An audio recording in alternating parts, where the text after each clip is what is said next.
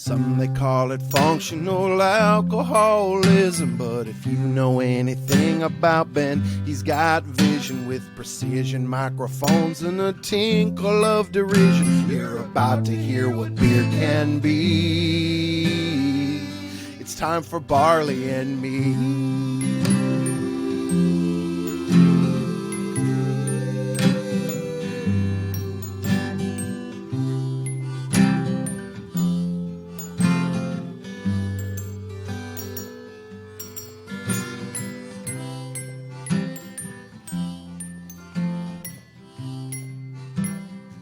Welcome to Barley and Me. I'm your host, Ben Rice. We're doing another Zoom recording. Today our special guest from Wild Barrel Brewing is Dr. Bill Sysak. Hey, everyone. Good to see you, Ben. Sup, Doc? Hey. It's going pretty well, all things, with the COVID and everything else, the issues that have been going on in the country. We're keeping our heads above water here at Wild Barrel, and it's a beautiful San Diego day. It's already 80 degrees, so it's going to be lovely today. Oh, man, it's probably like 95 where I am already. I have no idea. I didn't look. I don't want to look. It's too hot. It was like 110 yesterday. I love Sacramento. I've gone up there for the Craft Brewers Conference every year. It's been up there. But the great beer scene you guys have going on there, Roseville, everywhere, but it does get hot in the summertime. Yeah, not a fan. So I'm going to ask this question, and I'm going to be a real jerk about it. So it's Dr. Bill Sysak. Where's that doctor come from? So it's a nickname that I've been stuck with for about 25 years. I got in the craft beer scene in 1977, believe it or not. Oh, my goodness. I'm not quite that old. But one of the things I did in my youth was I went in the Army National Guard and became a medic. And as a medic in the Army, your nickname just generically goes to Doc, right? Doc, yeah. I'm wounded, like in the war movies. So I had that nickname for a long time in the Army. Everybody just called me Doc. And then when I got out, I went in, I stayed in the medical field and worked as an emergency room technician, OR tech. And a lot of people still called me Doc. And then the holdover from the craft beer scene that I was around in the 80s and 90s, everybody just got in the habit of calling me Doc or DB or Dr. Bill. So I've always had it in quotes because obviously I'm not a real doctor. I was a medic, and but I can't get rid of it. I can't shake it. Yeah. My first real gig in brewing, even though I was always this kind of grandfather of beer geeks and around forever, was with Stone Brewing in 2009. I knew Greg and Steve before they opened. And when I retired from the medical field, they wanted me to come on and be their beverage coordinator and then eventually their craft beer ambassador for the whole company. And multiple times I had discussions saying, can we lose the doctor in front of the thing? And they go, no, that's your brand. People all over the country and world know you as Dr. Bill after all these decades. So I'm stuck with it, basically. Okay. You've done your best to get rid of it. You're like, no, that's who you are. Sorry. It's been 43 years. You have to stick with it. Yeah. I mean, I get grief every once in a while, but, I just say, hey, nobody's telling you to call me Dr. Bill. It's Bill. So, yeah. There's haters and there's people that love you. So, I mean, it's just one of those things. But. Yeah. So 1977, craft beer is exactly then like it is now, right? Sure. There was one brewery, and that was Anchor Brewing. Yeah, that's what I was Fritz Maytag. It started in 1965, and there wasn't any craft beer. What had happened in 77, grew up in Garden Grove, California, which is a city in Orange County. And my buddy and I were sitting in the backyard in the early summer when I was 15 making a Lowenbrau tree. Not a good German Lowenbrau tree, not a good Swiss Lowenbrau tree, a Stroh's Miller Lowenbrau tree. So basically we were sitting in the backyard pounding a case of Lowenbrau Dark and putting the empty bottles on my mom's plum tree on the branches. My dad came home from a Knights of Columbus meeting, and because he had forgot to bring his bottle of scotch from his home bar, because at the end of their meetings, they'd always smoke cigars, drink, and play cards. They caught us in the back, and back in 77, very easily, corporal punishment was a thing. So he could have been that way, but he wasn't. He was there with his buddy from across the street, who was my best friend's dad, who I was caught with. And he basically said, you know, if you're going to drink beer at your age, I'm going to teach you about good beer. And you need to promise me that you guys aren't going to drink and drive, right? Because we're 15, getting ready to be 16. And he said that because he knew about good beer because of two things that had happened in his life. The first thing was he was in World War II, and he was stationed in England waiting for D-Day, and he tried English ales. And they were nothing like the fizzy yellow beer that he grew up with in upstate New York. And then once they landed on the mainland and they went all the way through to Berlin with his engineer battalion, they learned about German lagers. How did they learn about them? Well, every time they got to a little town, there was a couple breweries, and the first thing the enlisted soldiers did was run to the breweries or the gas houses and try to get some beer before their officers and the MPs would chase them out of there to go to the next town. So he definitely had this memory of them, and just prior to him catching us, there was a place called the Liquor Barn that had just opened up in Orange County, and it was kind of like an early Bevmo, big place. And he was reading the Orange County Register, and in the back, in those days, you used to have ads for, half gallons of scotch and things like that. And so he was going to get a bottle for the bar, and he walked down an aisle that had all these imported beers in it. And he goes, I remember Bass Ale. I remember the Stingo. I remember, Polliner and things like that. So he had tried these beers decades before, and I think he wanted to try them. So probably more to impress his friend than us, we started a little tasting club in 1977. And by the time we hit 1980, we had a room in my dad's house that had over 3,000 empty bottles of beer. Oh my goodness. We were sitting and tasting beers every Friday and Saturday. We'd get a mixed six-pack because there were all these cool beers that he was finding. And so we'd go and we'd pick out the coolest looking bottles. Everything was in 12-ounce bottles or nip bottles, a little 7-ounce bottles. And we had a bunch of people that would just come and go over those 3 years on the weekends. And eventually we came across Anchor Steam and then Anchor Liberty when Jack McAuliffe opened his New Albion. And a little bit later, somebody that was up buying wine in Sonoma found those flip-top bottles and brought them back to us. We had another friend who traveled to Europe very frequently and brought back a bunch of Belgian ales. So I was one of the first people to try Rodenbach early on. Oh, man. And love it. Chimay and things like that. So it just became a passion for me. In 78, Michael Jackson, not the guy with one glove, but the famous beer and whiskey writer, Yes. wrote a book, The World's Guide to Beer. My dad got it for me Christmas in 1979, and it's been a passion of mine ever since. So a lot of people actually say we probably started some of the first bottle shares in 1977. Even before the craft beer industry was going on. So, sorry, you asked a simple question, long answer. No, the beer scene was definitely like it is now. Yeah, exactly. Because that's where I think most people start. Before, like, the craft beer boom of, like, 2007, 2008, that's where people started. They would find, like, a Belgian ale and be like, oh, what's this thing? And somebody would be like, you need to drink this Chimay. Like, that's kind of how I fell into it, was somebody handing me that. Sure. The story is always, I had an Anchor Steam, or I had a Sierra Nevada Pale Ale, or I had a beer from when I was traveling abroad, right? Whether it was an English ale, a German lager, or something like a Chimay, which has been very prevalent here for the last couple of decades. Yeah. So I noticed there's a gap in your timeline from 1977 to 2009. Sure. So you're just like, yeah, I was a beer connoisseur. I was talking to people, I was drinking, I was being a friendly human being. Traveling the world, seeing the sights. Exactly. I became very passionate about craft beer in those first 3 years. So, and beer as a whole, just the history of beer. So in the Army, when I got married and my wife got stationed in Germany, we spent a lot of time in Nuremberg. And so I traveled all over Europe, going to different breweries, went over into the Czech Republic and learned about Pilsners and Pilsen, and went to Belgium multiple times. I've been to Belgium something like 35 times, and about 20 plus of them were while I was over there, because it's quite convenient to only have to drive a few hundred miles versus flying overseas.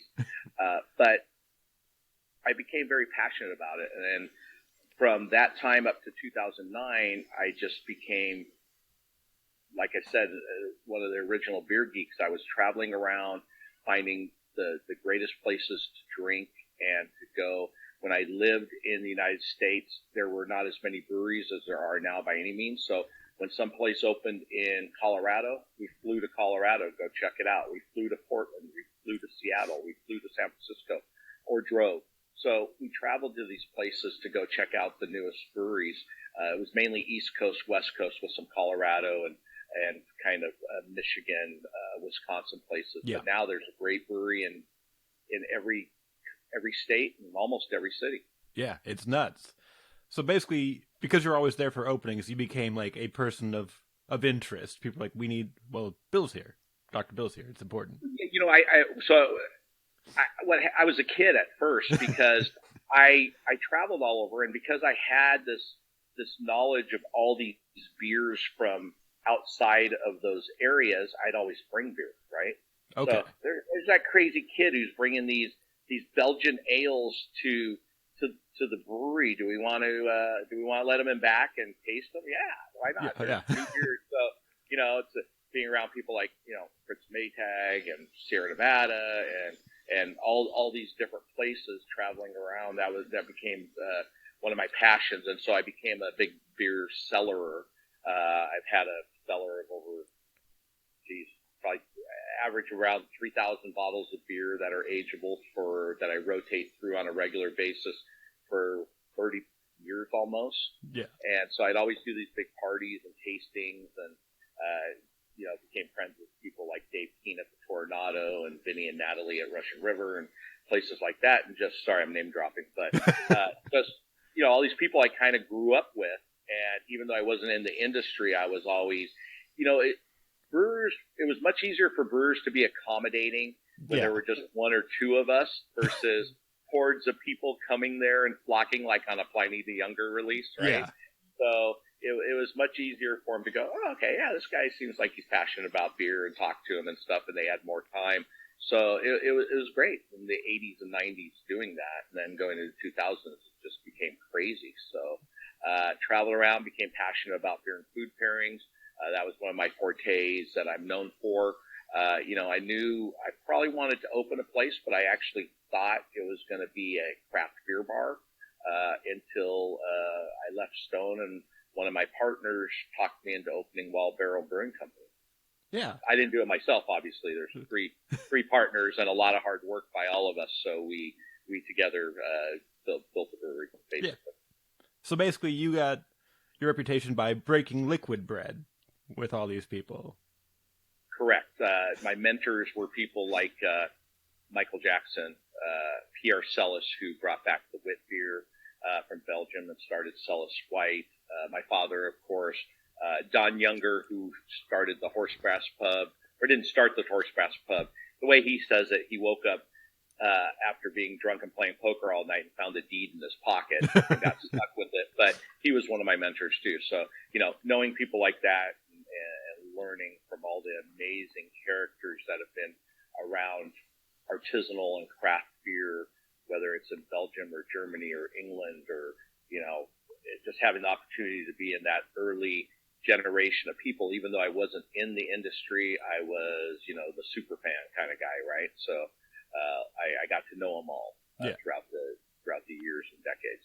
Yeah, so your plan was, I'm just going to start a tap room with my favorite beers, put together a food menu of things that I enjoy that think would go with those beers.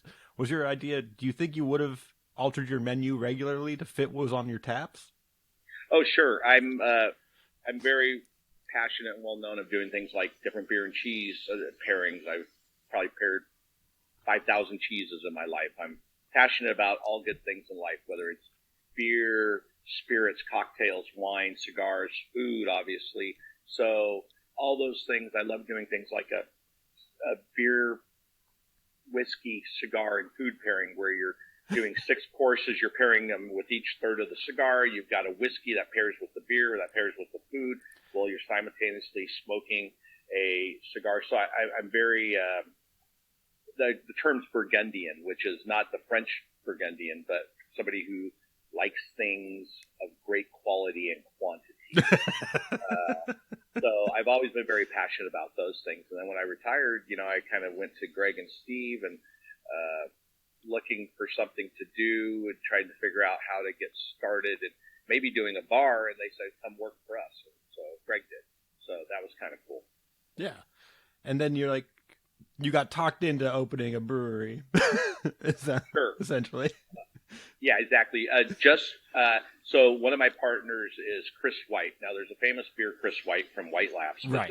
we call him the other Chris White. Okay. He owns a cigar company, and we met through doing the beer and cigar pairings, and then we did a festival together called Gray Cloud, and became very close friends. And as my tenure at Stone was coming to an end in 2016, he was like, we should open up a brewery. And I hadn't really thought about opening a brewery. Like I said, I always wanted to do like a high-end craft beer bar,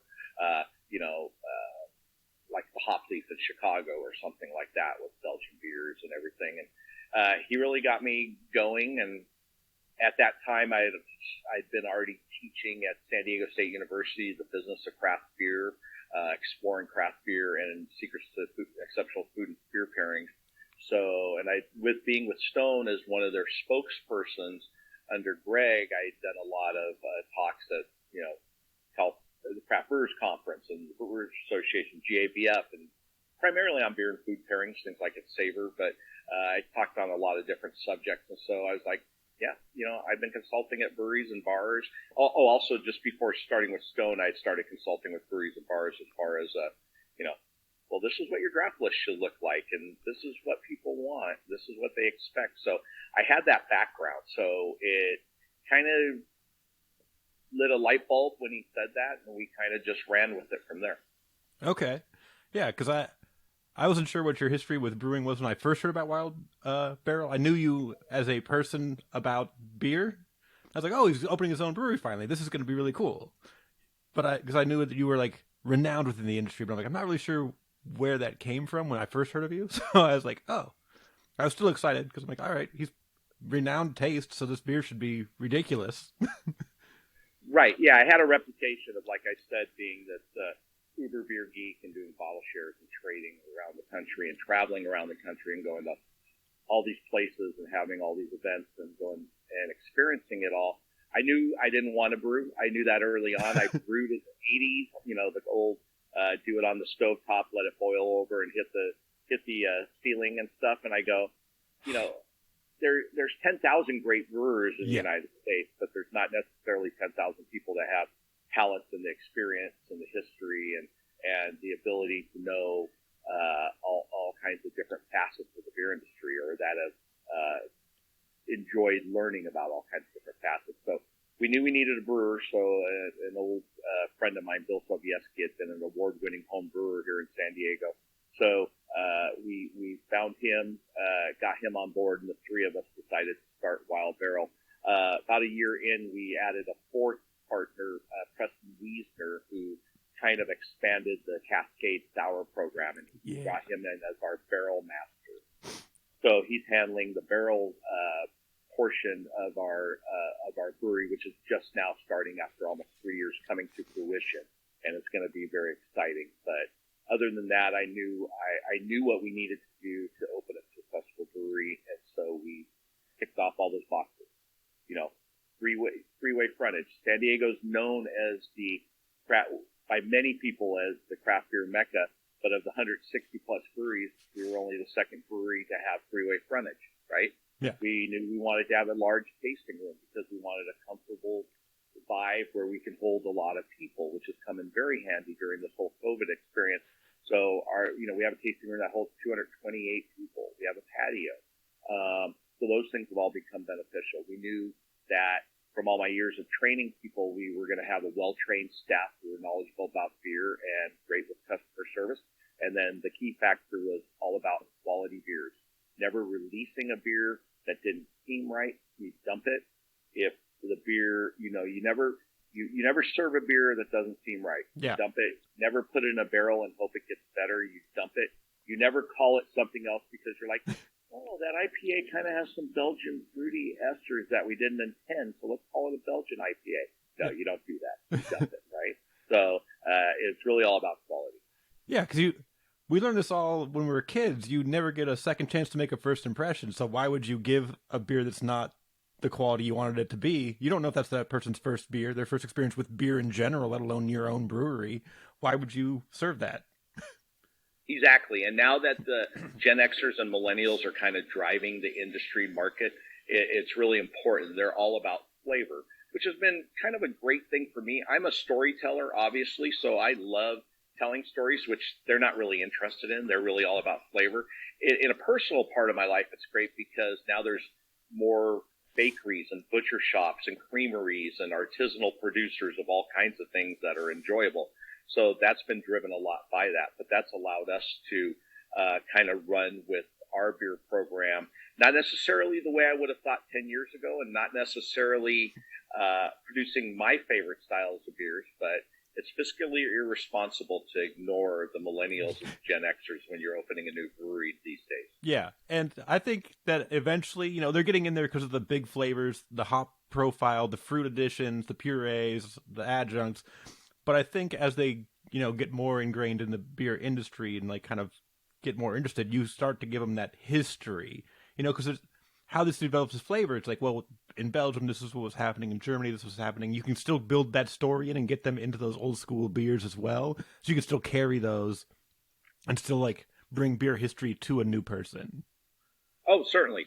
Yeah, it's kind of just a reverse technique. Normally you tell a great story and then you serve them beer, and the beer, back in the day was not always the best beer, but it was sure better than fizzy yellow beer, or what we call BMC beers, the ones that have the Blue Mountains or big giant fluffy horses that kick field goals at halftime of the Super Bowl, right?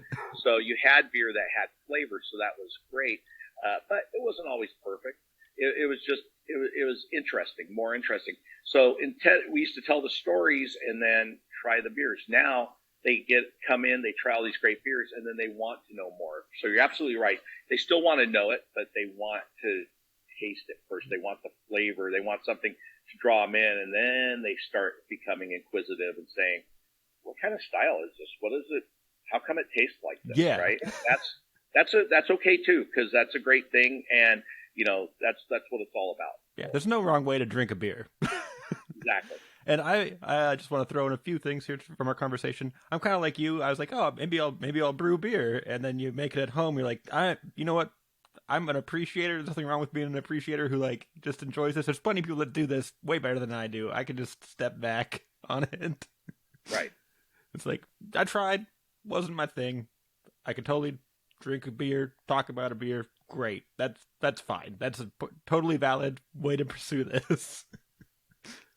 The only thing that matters is passion. If you're passionate about it and enjoy beer or whatever your flavor of choice is, whether it's wine or bourbon or tequila or cigars or being a vegan, if you enjoy good quality product and you're passionate about it, that's what's really the most important thing. Yeah. And then I tried going to Russian River one time for Valentine's Day to give, for my girlfriend. She loves sours. And I'm like, Russian River, known for Pliny, but their sours are out of this world, ridiculously great. Let's go get some sours for Valentine's Day, forgetting that was also Pliny the Elder week.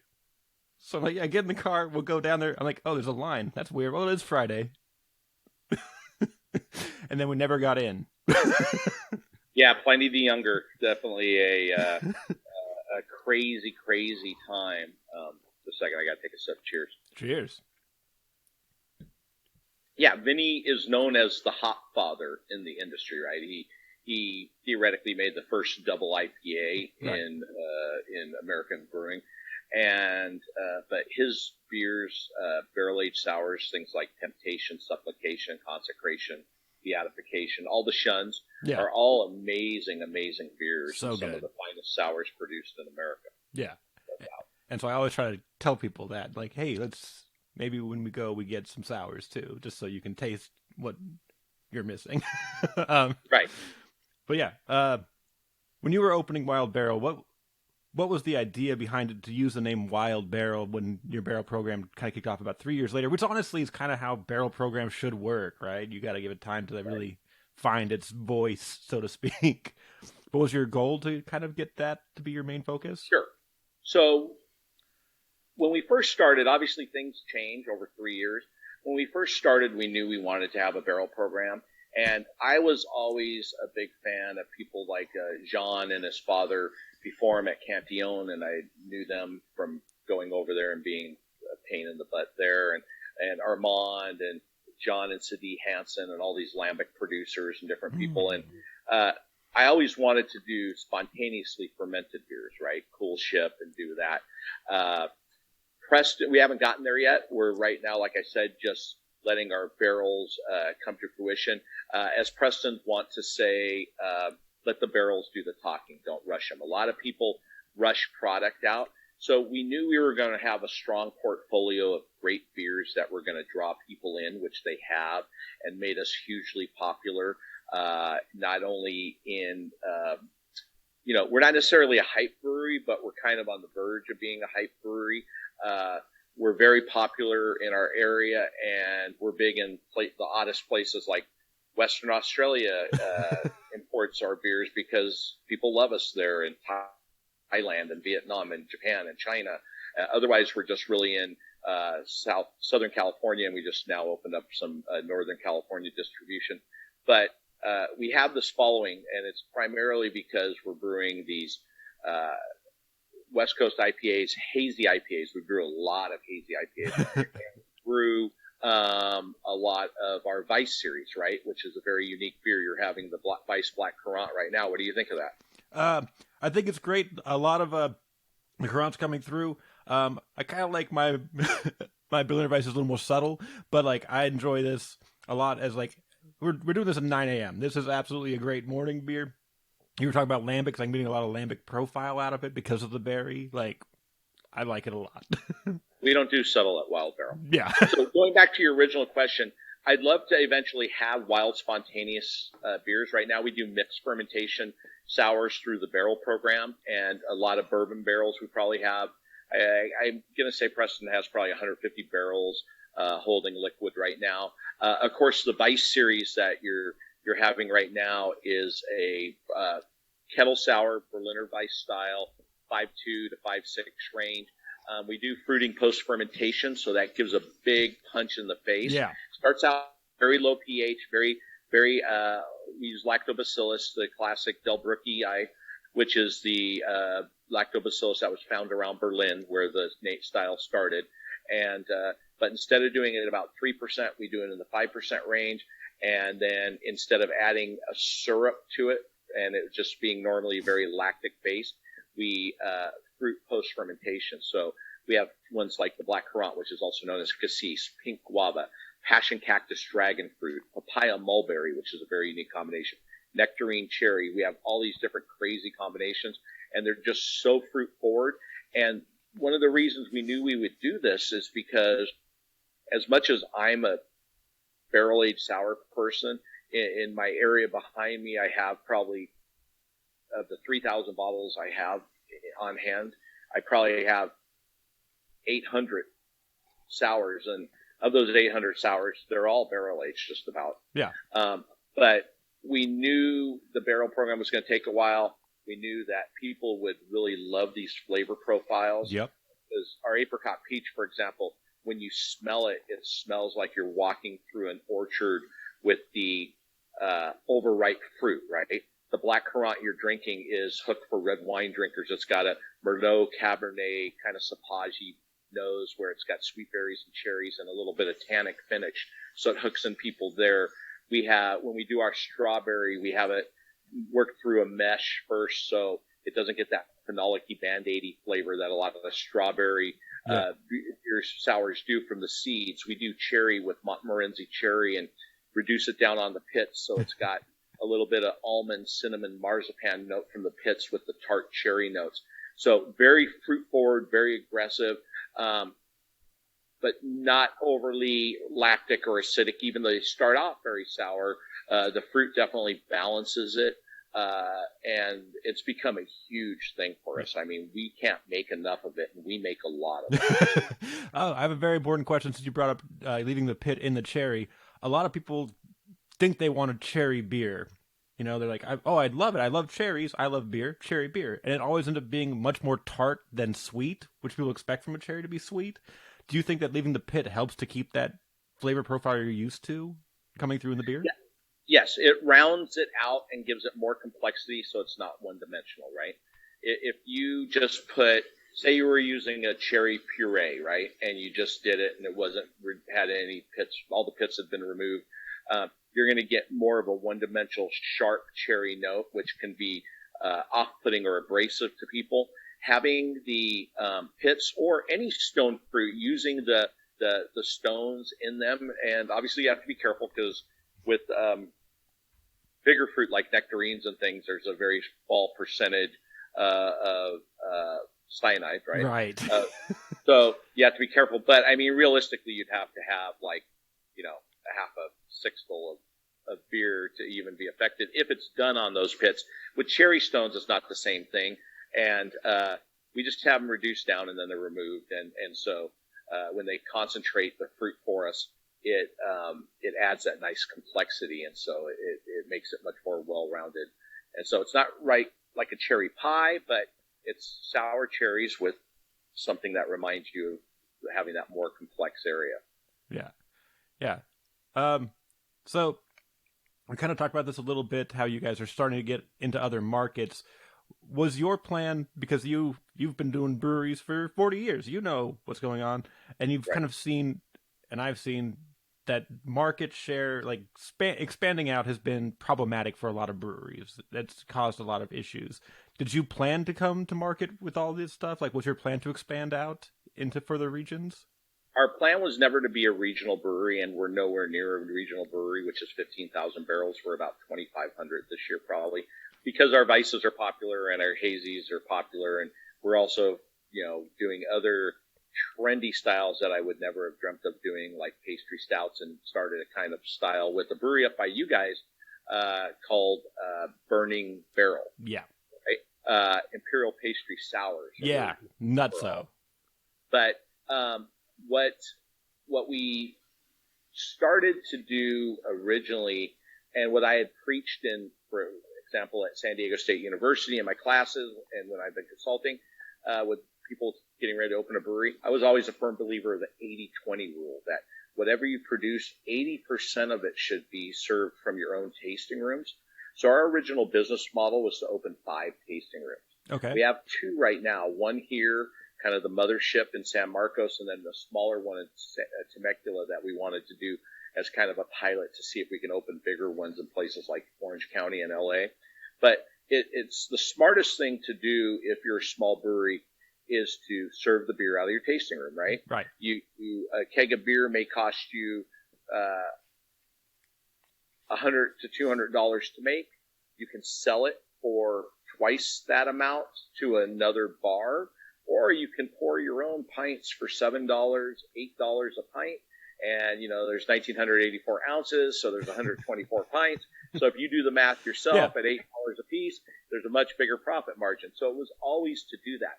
What happened, our beer became so popular, and with the shifting tides of the craft beer movement, where it started to mature a lot, and so the industry margins went down slightly. There was such a popular demand for our weisses once we started canning them that, and weisse is spelled V-I-C-E, by the way, because most people can't pronounce W-E-I-S-S-E, which is the Weiss on Berliner Weiss, so we wanted to make it easy. I didn't even notice that. I'm a fool. Yeah, so we wanted to make it, but we wanted to make it easy, right? So our tagline is pick your Weiss, right? We have all these different flavors and colors. But they became so popular, we weren't selling out of them like a hype brewery will with a hazy IPA at the brewery. But what happened is we'd do a 300 case batch and we'd sell it to all these accounts that approached us just in a couple days, and I'd have to remember to save some for the tasting room, right? So we had some there. They became so popular. Well, everything's been slowing down. Our model has kind of shifted from that 80-20 to 20 to 80 right now, which the margins aren't as good. But like I said, we could double our production this year and still not be making enough Weiss beer for the places that want it. Yeah. And I was going to ask, well, first I'm going to do this. It's a little bit easier. Like you came up, you're like, we need a big tap room, kind of like throwing back to the early brew pub days of the 80s and early 90s, like make it big so people can come and hang out. And you've probably seen that happen where it started that way. People were like, well, the food margins aren't good. They're hurting our business. Let's scale back to just a tap house. And now it's kind of getting back to the brew pub model. And also, I've noticed this in San Diego area specifically, like you were saying, the satellite ones. Everybody in San Diego has like 3 or 4 tap rooms. And like that, I haven't seen it anywhere else that I've gone where it's been like that prevalent.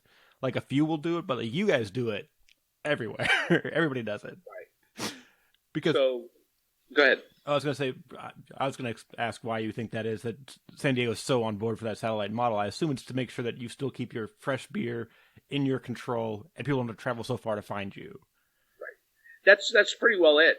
It was all started by this guy called Greg Cook.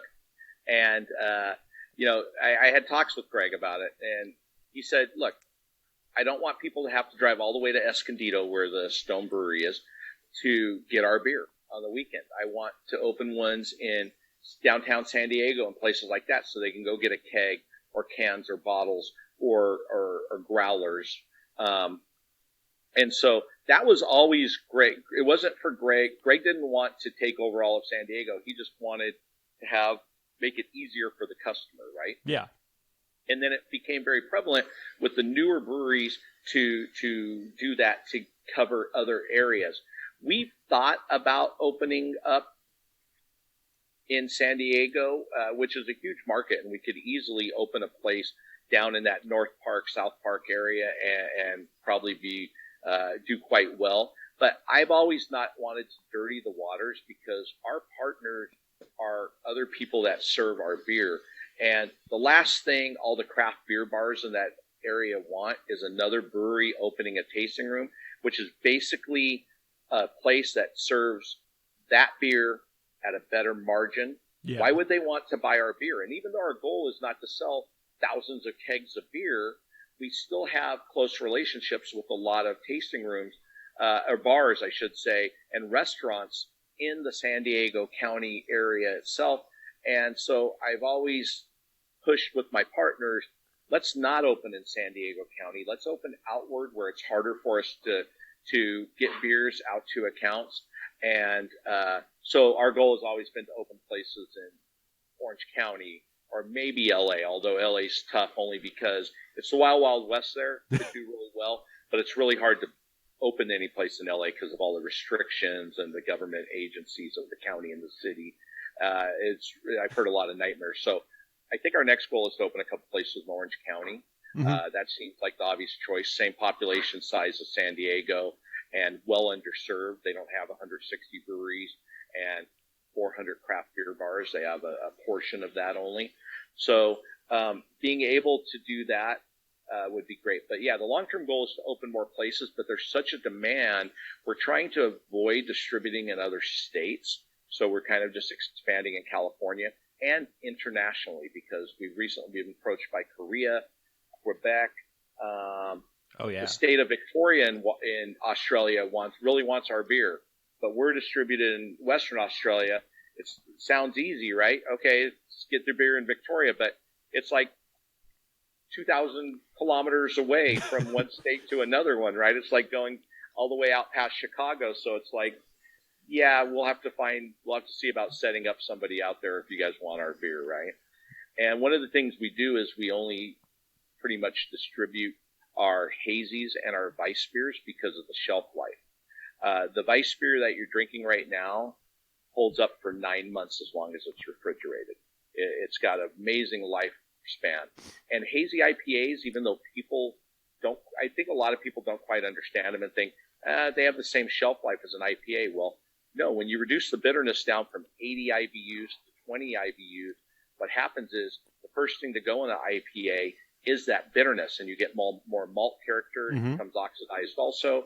So hazy IPAs, we actually find hit a sweet spot in about 6 weeks out to about 5 months. So hazy IPAs last for us in that 5 months range. I just try to We archive cans just to see how Yeah, they're what they're holding doing. up. And I just opened a 9-month-old bottle of one of our hazies, and I was like, damn, this is really good. We're not going to keep it on the shelf like that, but that's really good. Whereas we do a couple West Coast, we're known for this one called Prince of Dankness, 8.4%. And we don't want it on the shelves more than 45 days, right? Yeah. So what we basically send everywhere until our barrel program starts being released more publicly is our kettle sours and our hazy IPAs, because they have a great shelf life. Yeah, that's crazy because like everybody that makes hazies tells you have to drink this now. Like, don't let this sit around. Drink it this weekend. Drink it as soon as you buy it. Bring it home, put it in the fridge for 2 hours, drink it. Drink it now. And you're like, no. Wait about a month and a half and it'll be great. And everybody's like, a month and a half, you should throw it away.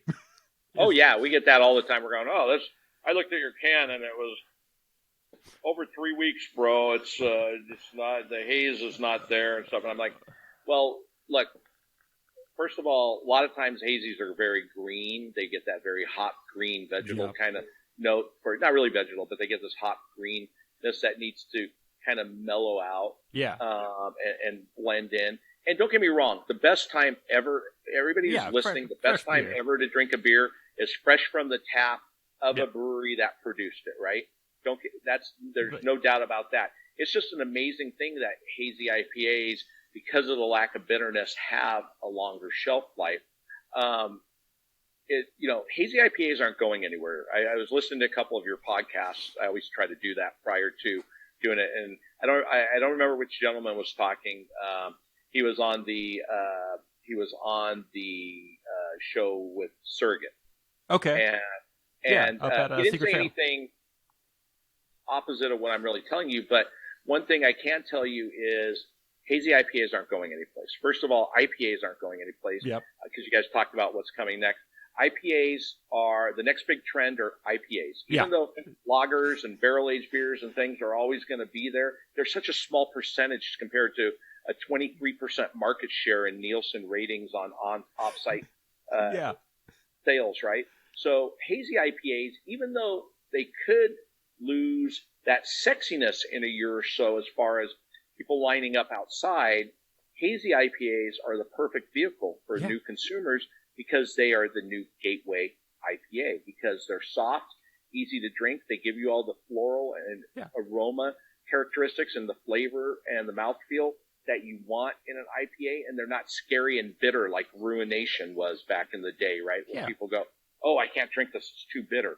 So it's always going to be there as a new gateway beer as long as people continue to brew it. Yeah, I agree. I when I started drinking them, I was like, I don't really understand the appeal of it. But as time goes on, you start drinking more of them. You realize maybe I had a bad one over here. But yeah, it gives you, like you're saying, everything that a beer, like not a connoisseur, would come in and be like, I don't like beers. Like, well, this one, it's going to remind you of a fruit that you love. It's going to be easier on your palate. It's going to smell amazing. It's going to taste amazing. It's not going to burn you like a bitter beer would. Like, it is the ideal vessel, honestly. And I remember, I've brought it up a few times on the podcast. I remember one person told me that there's beer and there's IPAs. And I was like, that doesn't make any sense. Like, that's what people say. They say, do you want to go get an IPA? Or they say, do you want to go get a beer? And I'm like, that's not real. And then I heard it, once I heard that, I heard it from strangers walking by me 3 times in a day. Do you want to go get an IPA or something? And I'm like, what? And they mean a hazy. Right. Yeah, they're haze bros, right? Nothing wrong with them. They buy a lot of our beer, so I'm happy to take care of them. Historically, people would just order a beer or a pint, right? They wouldn't even say whatever was there, that's what they ordered, because there weren't a lot of styles, and that's what they did. And then there was a lot of regionality and a lot of brand loyalty, right? So if you lived in a city in Wisconsin, your beer might be Heilmann's, and that's what all the bars served. Yeah. They didn't serve all the national brands and everything. Even when the national brands first started buying up in the 40s, 50s, 60s, and 70s, all these regional brands, they'd continue to make those beers. Unfortunately, they wouldn't make them at the original breweries many times, and so people would lose their jobs, and they'd make them back in places like St. Louis. But what would happen is they'd still make Heilmann's or something like that because there was brand loyalty, and it wasn't until that generation kind of died out where they started shifting to, everybody thinks it's cool now to have the Bud Long Neck or this. This was back, I'm dating Yeah. myself 25 years ago, but that's how they kind of shifted. So yeah, people definitely will always drink IPAs. I mean, and these Weiss beers just because of their flavor. Yeah. I mean, I've got some rare lambics behind me that I'd love to drink, right? But people don't want to necessarily spend $70 or $150 on a bottle of sour anymore. Because of that, they want the flavor up front, and sometimes they're very acidic and very complex. So unfortunately, one of the side effects of having all these kettle sours and seeing a lot more kettle sours out there, the Gozas and the Berliner Weisses and things, is it's hurt dramatically a lot of the barrel programs in the United States. Yeah. Because they invest, they have Space 3,000 and barrels. time and yeah. All that time, and people don't understand that because, once again, they're not hearing the story up front. They're hearing the story afterwards. They're like, why would I get that when there's a perfectly good apricot peach Berliner Weiss down the street, right? That I can pay $6. a tenth of the price or a quarter of the price. So unfortunately, it's a off-putting side effect, and it'd be nice that people could be aware that when a brewer puts, or a master blender puts, years or decades into producing these certain types of beers, that there is a premium value to them, and that they should be experienced.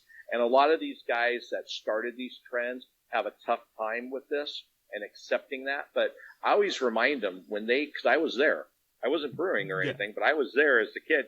I go, look, when you guys started your brewery and started your first sours 20 years ago and things like that, you were shaking up the guys that were only making a red ale, a pale ale, a porter, and a stout. Yeah. They were like, who the hell are these guys that are doing a barrel-aged imperial stout or an IPA or a double IPA or things like that? They were getting the same effect. So it's a whole cyclical thing where people are realizing that, constant change in the beer industry. Yeah, they were the renegades of funk in a way. Yeah.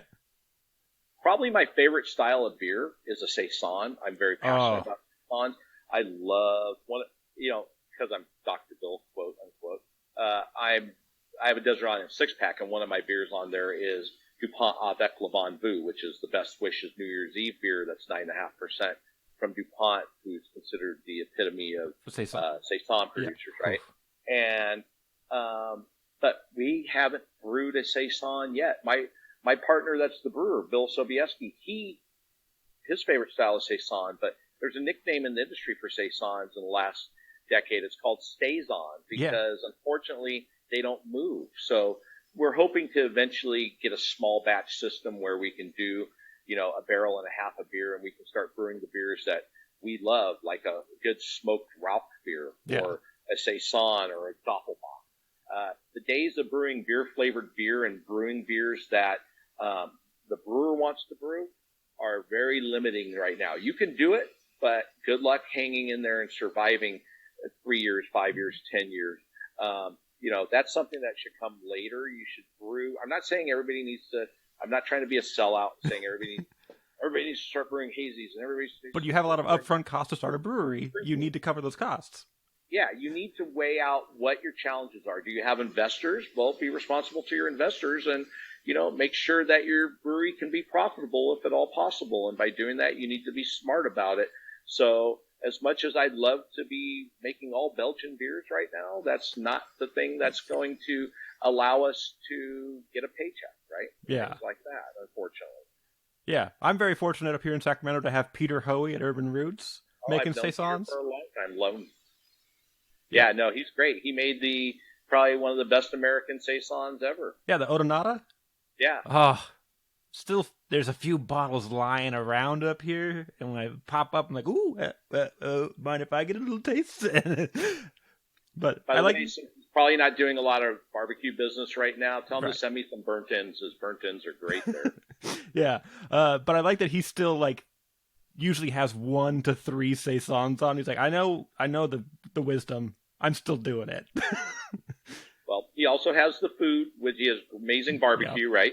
And he brews very clean, great quality beer. So, yeah, when I went up there for the last, before they moved it down to Long Beach for the California Craft Brewers Summit, when they started restructure. I think they're rebuilding. Yeah, they're rebuilding that center. Last time I was there, he had opened, and I drank many pints of saison there while I was in town. I mean, you got it. Yeah, no doubt. Yeah. Yeah, so it's very fun. And then, like, up the hill in Auburn, Crooked Lane immediately came out the gate with an award-winning Doppelbock. So I'm like, yeah, I get all this wonderful old school stuff that got me into beer is still around. Well, I can still enjoy all the hype breweries. Right. I mean, we did an old ale that we had a lot of success with that we loved, and we do a great, what we think is a great German pils called Crispy Boys. But once again, the marketing of that name allows a bigger draw for that beer, even though we're getting ready. You're the first to hear this. So I guess everybody's going to know. We're getting ready to be one of the first people to, other than Bagby Beer, to have a slow pour pils. We just bought some taps. So we're going to have slow pour pils that we're going to be doing at the brewery. So you're going to go in and you're going to see 6 hazy IPAs, 2 West Coast IPAs, a wit, maybe a ghost, 10 kettle sours, some pastry stouts, some barrel-aged beers, and you're going to see slow pour pils, right? Sorry, you got to wait 5 minutes for this beer. But it's going to be worth it. We're very excited. What? But it's going to be worth it. Yeah, it's going to be worth it for sure. Order a flight of the Weisse beers while you're waiting for your Pilsner. Yeah, exactly. Perfect. It'll cleanse out the palate. You'll be ready to go for the next thing. Exactly. That's very exciting. So what do you think the benefits are of a slow pour pils? Like, what's your sales pitch to people who are like, well, I don't want to wait 5 minutes for this, 5.2% beer? Right. And we'll also pour it. We can do a fast pour. I mean, when you're in the Czech Republic, they'll do 3 different pours. They do the fast pour. It's called the knife pour, I believe. And then they'll do the slow pour. And then they'll do this one where it's all foam. So they serve you a glass of foam and let you deal with it, right? And they do it very fast. But the slow pour pils, it just builds the aroma profiles as you're doing it. It softens it. Even though our German pils is crisper than, say, a Bohemian pils, it softens it, allows a big fluffy head, and you'll see more lacing as you drink the beer down from the glass. Of course, Bierstadt up in Colorado and Denver made it very famous in this part of the United States, the western part of the United States. And Jeff Bagby at Bagby Beer in Oceanside, he brought them down and got a couple of their taps, and so I got to enjoy those when I was there. So, like I said, I'd love a good Dunkel, but the problem is, even when I go into a place that makes a great Dunkel, like there's a brewery down here called Rip Current, and Paul and Guy make really good beers. They make some great IPAs and some barrel-aged things, but they make some really good traditional styles. And even when I go in there, I have a glass of the Dunkel, and then I'm looking to see what double IPA they have on, or what other new exciting things they have on. So if I'm doing that, I can't imagine how many people are drinking that beer, right? Yeah, because that's kind of where you go when you've had everything. You're like, well, what's new? And it's always like an IPA and a stout. You're like, well, I guess this is what I'm drinking because I've had that, and as much as I love it, I also love new experiences. And no, you're exactly right. So I'm always looking for what the new flavors are, what new things are going on. Yeah, like what made this different than your other one that's on, and it might be a small change. You're like, great, I'll try it, because it's just more education, really. No, I agree, and so it's always I go in there like that Rip Current, for example. I go, why do you have 2 Hefeweizens on? Like, why do they have 2 Hefeweizens? That doesn't make sense. Why do you have 2 Hefeweizens, a blonde, a Pilsner, and a wit? I mean, that's 5 gateway beers on, and they're all excellent. But I'm like, you gotta limit that, because you're gonna move them all well. But if you had 2 of them, guess what? You'd move them twice as fast. Yeah. And it's not just Rip Current, but just other places. I mean, Rip Current makes wonderful beers, but it's hard to be the Peter Hoey and have 3 saisons on, right? Yeah, exactly. And be able to get away with it. So not all places can do that. Well, he's got that Nothing Is Certain black lager that he made as an homage to the Death and Taxes from Moonlight. Right. And he knows that's not moving, but he's like, it's always going to be there. This keg could last 3 months. I don't care. It's going to be there. Right. And sometimes you just have to accept that. And if it's something that the brewers want to drink or whatever, It's fine to do it. We have 27 beers on tap, and I don't feel I have enough taps right now. Because the program's becoming more mature, and I'm like, well, what happens when you want to serve 3 sours and 3 barrel-aged stouts, and then I got to take off other things too. So it's like, but then my partners all look at me and go, yeah, I think we got enough taps. You just added 2 slow pour taps on top of that coming up, so you're at 29. So it's like, yeah, but what if one guy comes in and he wants a half and we don't have one, and he just walks out? We just lost a customer. We lost sales. Exactly. One of the biggest things for us is people will buy, they want tasters of all 7 hazies or all 9 weisses, and that's a good thing. And, we make sure they're not over consuming, but when you're drinking 4-ounce pours of lower ABV beers, it's not necessarily a thing. And one of the things we do is we only have one glass that we serve from. We'll probably have a Phil's glass for the slow pour.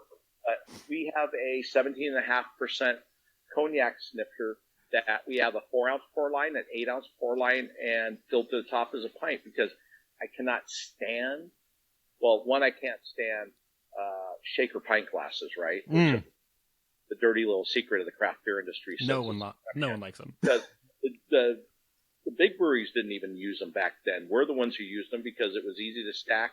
They looked in the Libby catalog and said, what's the cheapest thing that holds a pint? Yeah. And they got them, and then it had good advertising ability. And then I hate these little shot glasses that people use as tasters. I get it, and it's traditional in American microbrewery and craft brewery thing. So you're talking the cylinders, right? Like the little 4-ounce cylinders? And they're filled to the rim, so you can't swirl them, you can't do anything. So we'll take a 17.5-ounce glass, put 4 of them on a paddle, 4 ounces of each in there, and let you swirl away, nose it. And that's really what it's all about, is getting the great aromatics and flavors that we want to achieve. So we only have one glass to serve them all. Yeah, nice. So you've got like fill lines, essentially, I assume. Sure. Yeah, we have a 4 and 8 ounce fill line, and then just at the top, it's a pint. So exactly. Yeah. I've seen that a few places, because you do, like, I don't like those either, because like there's no head on it. Like, you don't get the flavor till the very last. You got to chug it to get the flavor out of it. It's not the ideal way to taste a beer. It's very strange. Right. It's all about really presenting your beer in the best possible light, and that means serving it at its best time to serve it. So if it's an aged beer, it should be aged, but 97% of all beers should be consumed perfectly fresh. So serving them fresh, clean beer glasses that promote the aromatics and flavors to the olfactory gland, and also having a well-trained staff who can answer questions when somebody asks about that beer.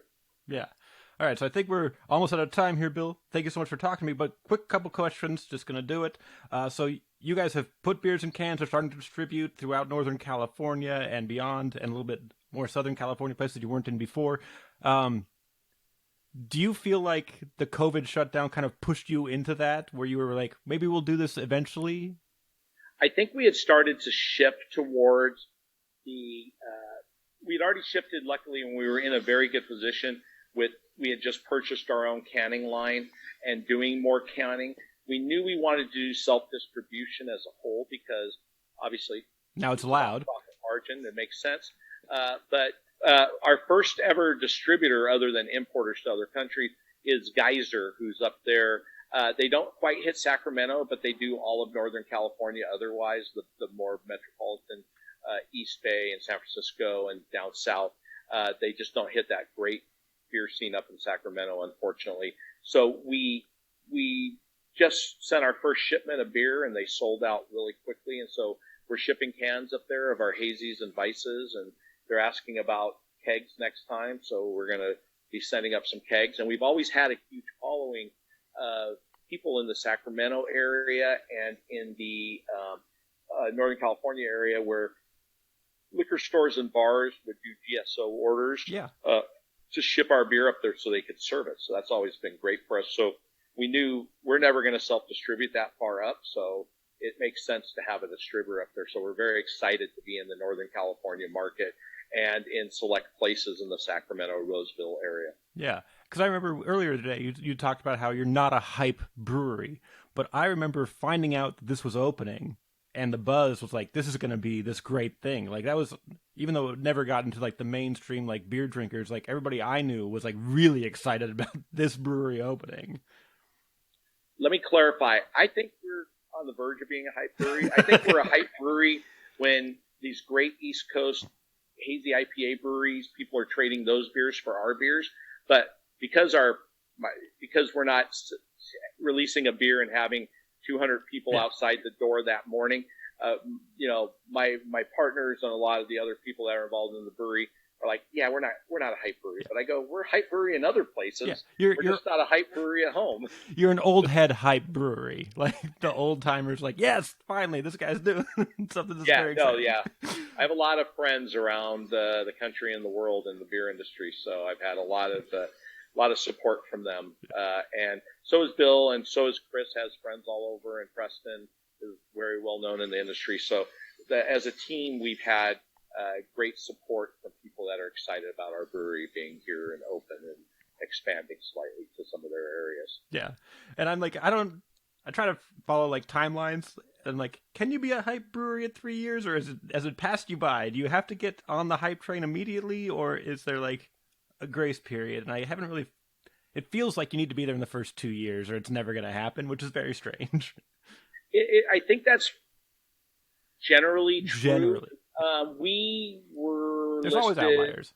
We were listed in Beer Advocate as one of the top 50 breweries in North America to watch. We opened in late September 30th, 2017, so we're only around for 3 months in 17. And in 18, we were listed as one of the top 50 in North America. Hopefully we're living up to that.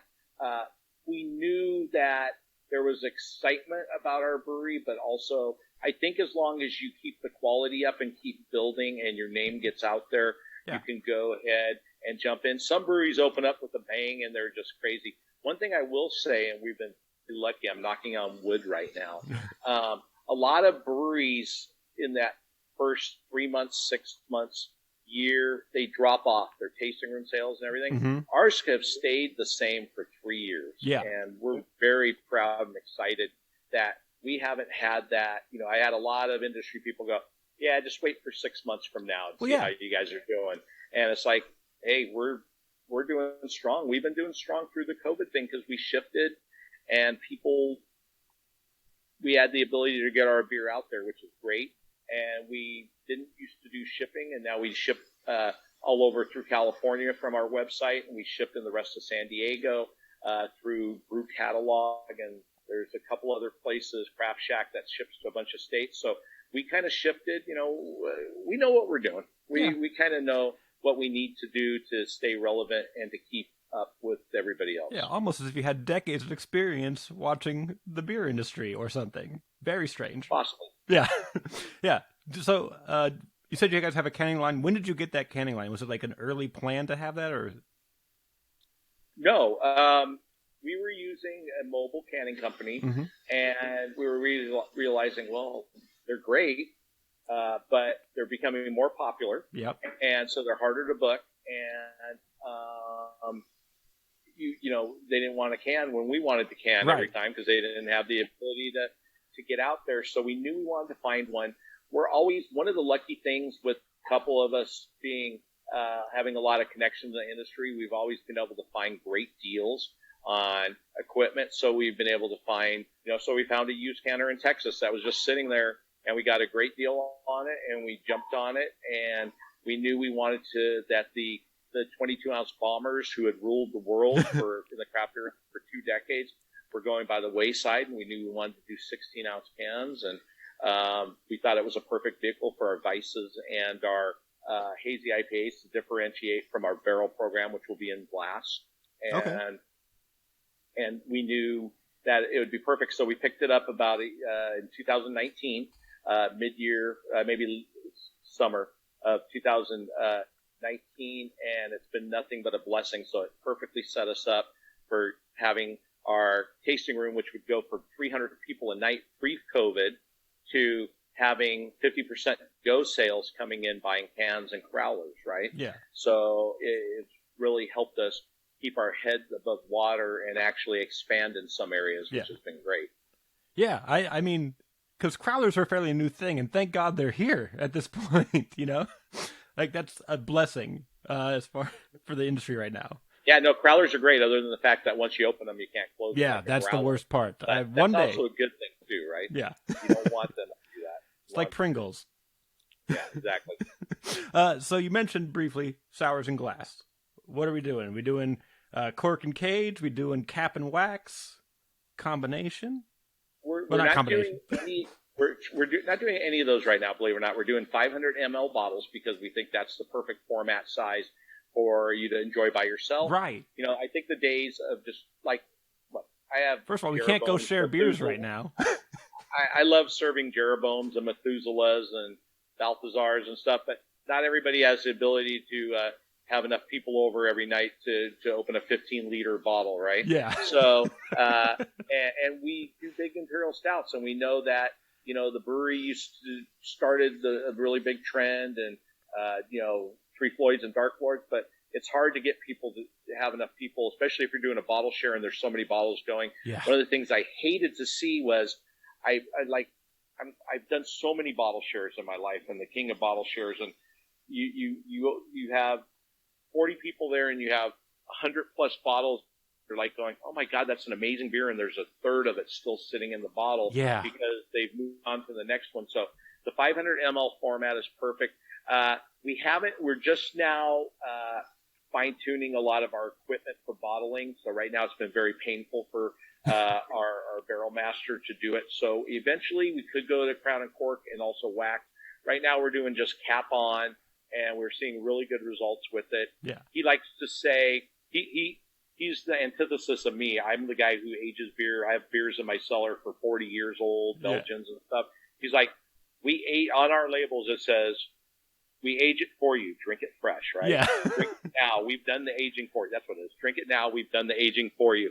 So he's just like any artisanal master wants his barrel-aged products to be consumed right away because he thinks they're perfect when he releases them. Right. He's like, I spent years making this exactly what it needs to be. Why are you messing with my planning? This is the goal. Drink it. Oh, yeah. No. He's very, just like I'm very precise about the glassware we have in the taster and stuff. He's very precise in how he wants his beer. I go, you're not going to be able to go around to everybody's house, Preston. They're going to be aging these beers. There's going to be people doing all kinds of, chugging out of the bottle and stuff. It's just the way it is. We have to accept it. But we put out a great product, so we're very happy. I mean, there will be some large format bottles that will come down the pipeline, magnums and probably some Jeroboams as we start to ramp up. But for right now, we're doing with the 500 ml bottles straight up. Yeah, I think that's a good plan because I have so many bottles I can't get rid of because, my girlfriend hates stouts. And I'm like, but that's all I have. I have so many stouts, but I'm not going to drink 22 ounces of a 15% stout right now. It's not a responsible decision at 6 p.m. on a Tuesday. Exactly. And, barley wines are probably the best beer in the world to age because the oxidation picks up actual more caramel and toffee notes. So good. It just adds to it. But try getting a bunch of people to drink 3 750s of barley wine in a sitting. It's kind of hard nowadays. Yeah, exactly. But yeah, I think this is a pretty good point to end on. You said you are selling things online. You're shipping within California. You've got distribution. So where can people find out more about Wild Barrel online? What are your handles? Where can people go? Where can they find your stuff? Sure. So we're at our website is simple, wildbarrelbrewing.com. Our Instagram post is at Wild Barrel Brewing. Same with Facebook. I think Twitter is at Wild Barrel Brew because they only allow so many letters in the title, right? Which is why nobody uses Twitter for beer anymore.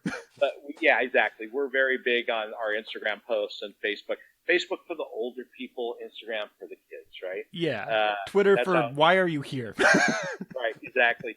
So you can find us on there. You can, if you want to order beer and you can't get it from us normally, you can go on our website and there's those different things, Craft Shack and Brew Catalog and GSO orders. So you can go ahead there and they'll take you to a link.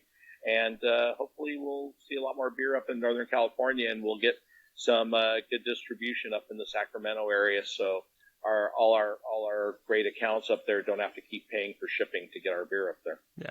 And I know it's probably no events currently, but do you guys have, generally speaking, when the world is as normal as it can be, do you guys have events at Wild Barrel that people can attend and check out? Sure. We have our annual anniversary party. Yeah. Now that we just set up a big fenced-in patio in our parking lot, we've gone through a test run basically for some festivals that we'll probably have especially once the barrel program really starts rocking and we can archive a few beers, so we can have we want to have a barrel-aged beer festival.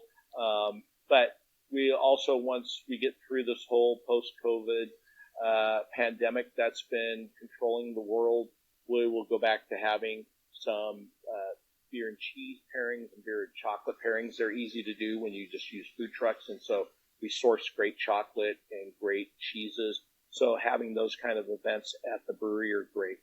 Yeah.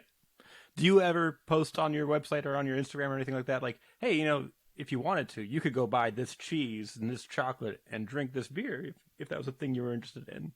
Sure, we've done it.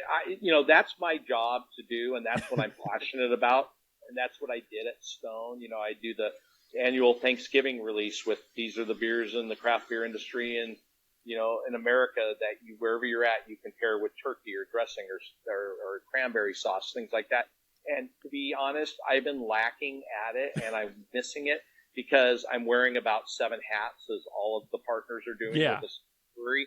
So, I'm in charge of sales, and I'm working not working the tasting room, but I'm overseeing the tasting room. So, a lot of things have fallen by, but I'm dedicating myself to, once we get open again, and even before that, to start putting out more pairing things, because people want that. They know that if they've gone to my pairings that they're pretty fun and usually fairly spot on.